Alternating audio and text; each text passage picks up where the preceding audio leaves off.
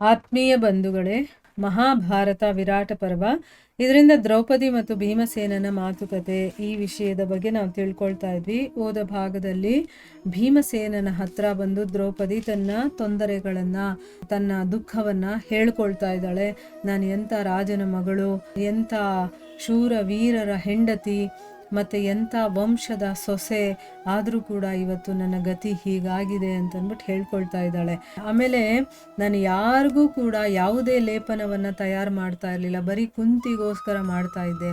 ಆದರೆ ಇವತ್ತು ಬೇರೆ ರಾಜನಿಗೋಸ್ಕರ ನಾನು ಈ ಒಂದು ಗಂಧದ ಲೇಪನವನ್ನು ತೇಬೇಕಾಗಿರುವಂಥ ಪರಿಸ್ಥಿತಿ ಬಂದಿದೆ. ತೇದು ನನ್ನ ಕೈಯೆಲ್ಲ ಗಾಯ ಆಗೋಗಿದೆ ಅಂತಂದ್ಬಿಟ್ಟು ಅವನಿಗೆ ತೋರಿಸ್ತಾಳೆ.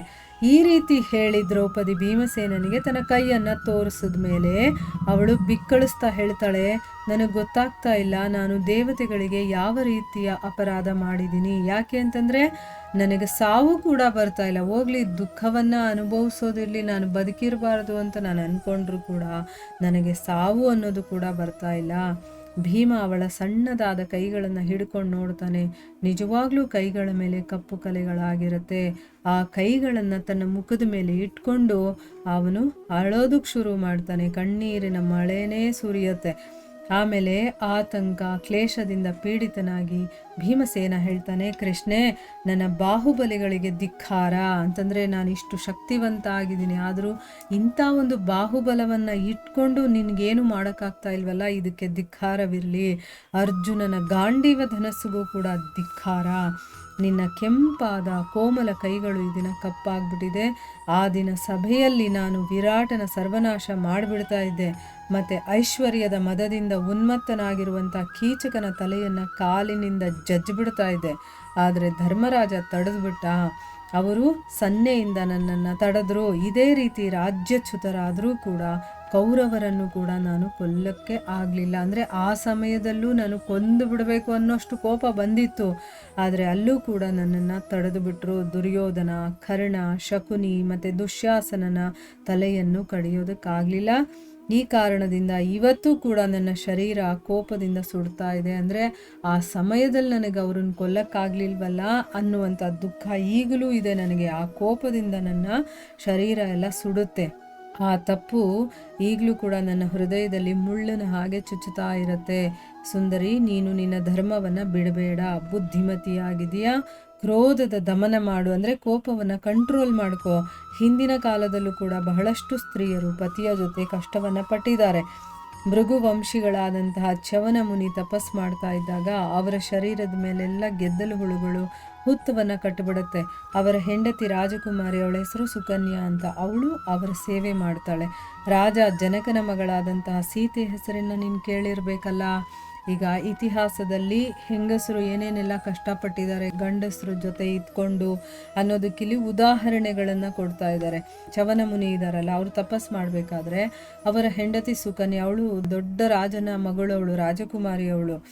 ಆದರೂ ಕೂಡ ತನ್ನ ಗಂಡ ತಪಸ್ಸಲ್ಲಿ ಕೂತಾಗ ಹುತ್ತ ಬೆಳ್ಕೊಂಬಿಡುತ್ತಾ, ಆಗ ಅವಳು ಸೇವೆ ಮಾಡ್ತಾಳೆ.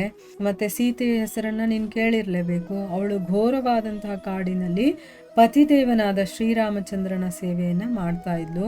ಒಂದು ದಿನ ಅವಳನ್ನು ರಾಕ್ಷಸ ಅಪಹರಣ ಮಾಡಿ ಲಂಕೆ ಕರ್ಕೊಂಡು ಹೋದ. ಮತ್ತು ನಾನಾ ರೀತಿಯ ಕಷ್ಟಗಳನ್ನು ಕೊಡೋದಕ್ಕೆ ಅಲ್ಲಿ ಪ್ರಾರಂಭ ಮಾಡ್ತಾರೆ. ಆದರೂ ಕೂಡ ಅವಳ ಮನಸ್ಸು ಶ್ರೀರಾಮಚಂದ್ರನಲ್ಲೇ ಇರ್ತಾ ಇತ್ತು. ಮತ್ತು ಕೊನೆಯಲ್ಲೇನಾಯಿತು, ಅವಳು ಅವರ ಸೇವೆಯಲ್ಲಿ ತೊಡಗ್ತಾಳೆ. ಇನ್ನೊಂದು ಎಕ್ಸಾಂಪಲ್ ಕೊಡ್ತಾ ಇದ್ದಾನೆ. ಲೋಪಾಮುದ್ರ, ಅವಳು ಸಾಂಸಾರಿಕ ಸುಖಗಳನ್ನು ತ್ಯಾಗ ಮಾಡಿ ಅಗಸ್ತ್ಯ ಮುನಿಯನ್ನು ಅನುಸರಣೆ ಮಾಡ್ತಾಳೆ. ಇನ್ನು ಸಾವಿತ್ರಿ ಅಂತೂ ತನ್ನ ಪತಿ ಸತ್ಯವಾನನ ಹಿಂದೆ ಯಮಲೋಕದ ತನಕ ಹೋಗಿದ್ಲು. ಈ ರೂಪವತಿ ಪತಿವ್ರತ ಸ್ತ್ರೀಯರ ಮಹತ್ವವನ್ನು ಹೇಗೆ ಹೇಳಲಾಗಿದೆಯೋ ಹಾಗೆ ನೀನು ಕೂಡ ಇದೆಯಾ. ಅಂದರೆ ಈ ಪತಿವ್ರತೆ ಸ್ತ್ರೀಯರು ಹೇಗೆಲ್ಲ ನಡ್ಕೊಂಡ್ರು ನೋಡಿ. ಪತಿವ್ರತೆ ಅಂತಂದರೆ ಹೇಗಿರಬೇಕು, ಹಾಗೆ ನೀನು ಇದೆಯಾ. ಅಂದರೆ ನಿನ್ನಲ್ಲೂ ಕೂಡ ಆ ಎಲ್ಲ ಗುಣಗಳು ಇದೆ, ನಿನ್ನಲ್ಲೂ ಕೂಡ ಆ ಎಲ್ಲ ಸದ್ಗುಣಗಳಿವೆ. ಕಲ್ಯಾಣಿ, ನೀನು ಬಹಳ ದಿನಗಳ ತನಕ ಪ್ರತೀಕ್ಷೆ ಮಾಡಬೇಕಾಗಿಲ್ಲ. ಅಂದರೆ ನೀನು ಇನ್ನೂ ತುಂಬ ವರ್ಷಗಳ ಕಾಲ ಈ ಕಷ್ಟವನ್ನು ಅನುಭವಿಸ್ಬೇಕು ಅನ್ನೋದು ಏನಿಲ್ಲ. ಯಾಕೆ ಅಂದರೆ ನಮ್ಮ ಅಜ್ಞಾತವಾಸದ ವರ್ಷ ಇದೆಯಲ್ಲ, ಅದು ಪೂರ್ತಿ ಆಗೋದಕ್ಕೆ ಕೇವಲ 1.5 ತಿಂಗಳು ಮಾತ್ರ ಇದೆ. 13ನೇ ವರ್ಷ ಪೂರ್ತಿ ಆದ ತಕ್ಷಣ ನೀನು ರಾಣಿ ಆಗ್ತೀಯಾ ಅಂತ ಅಂದ್ಬಿಟ್ಟು ಹೇಳ್ತಾನೆ. ಅಂದರೆ ನಿನಗಿಷ್ಟೆಲ್ಲ ಕಷ್ಟ ಬಂದಿರೋದು ನನಗೆ ಗೊತ್ತಿದೆ, ನೀನು ಎಷ್ಟು ಹಿಂಸೆ ಅನುಭವಿಸ್ತಾ ಇದೆಯಾ ಅನ್ನೋದು ಗೊತ್ತಿದೆ. ಅಂದರೆ ನೀನೇ ಅಲ್ಲ, ನಿನಗಿಂತ ಮುಂಚೆ ಬೇಕಾದಷ್ಟು ಜನ ಈ ರೀತಿ ಕಷ್ಟ ಅನುಭವಿಸಿದವರು ಇದ್ದಾರೆ ಅಂತಂದ್ಬಿಟ್ಟು ಕೆಲವರ ಎಕ್ಸಾಂಪಲ್ಗಳನ್ನೆಲ್ಲ ಹೇಳ್ತಾನೆ. ಅಂದರೆ ನೀನು ಇವರಷ್ಟು ವರ್ಷಗಳ ಕಾಲ ನೀನೇನು ಕಷ್ಟಪಡಬೇಕಾಗಿಲ್ಲ, ಇಷ್ಟು ದಿವಸ ನೀನು ಪಟ್ಟಿದ್ಯಾ ಇಲ್ಲ ಅಂತಲ್ಲ, ಇನ್ನು ಕೆಲವೇ ತಿಂಗಳು ಅಂದರೆ 1.5 ತಿಂಗಳು ಅಷ್ಟೇ ಇರೋದು ನಮ್ಮ ವರ್ಷ ತುಂಬೋದಕ್ಕೆ. ಈಗೇನಾದರೂ ನಾನು ಅವರಿಗೆ ದಂಡನೆ ಕೊಟ್ಬಿಟ್ಟೆ ಅಂತಂದರೆ ನಾನು ಭೀಮ ಅನ್ನೋದು ಎಲ್ಲರಿಗೂ ಗೊತ್ತಾಗ್ಬಿಡುತ್ತೆ. ಸೊ ಅದಕ್ಕೆ ನಿನ್ನ ಕೋಪವನ್ನು ಕಂಟ್ರೋಲ್ ಮಾಡ್ಕೋ, ನೀನು ಅದನ್ನು ತಡ್ಕೋಬೇಕು ಅಂತಂದ್ಬಿಟ್ಟು ಹೇಳ್ತಾನೆ. ಇನ್ನು ಕೆಲವು ದಿನ ಆಗಿದ ತಕ್ಷಣ ನೀನು ರಾಣಿ ಆಗ್ತೀಯ ಮತ್ತೆ, ಸೊ ಆಗ ನಿನಗೆ ಈ ಕಷ್ಟಗಳೆಲ್ಲ ಇರೋದಿಲ್ಲ ಅಂತಂದ್ಬಿಟ್ಟು ಅಲ್ಲಿ ಭೀಮಸೇನ ಹೇಳ್ತಾನೆ. ಇಲ್ಲಿಗೆ ನಾವು ನಿಲ್ಲಿಸೋಣ. ಹರೇ ಕೃಷ್ಣ.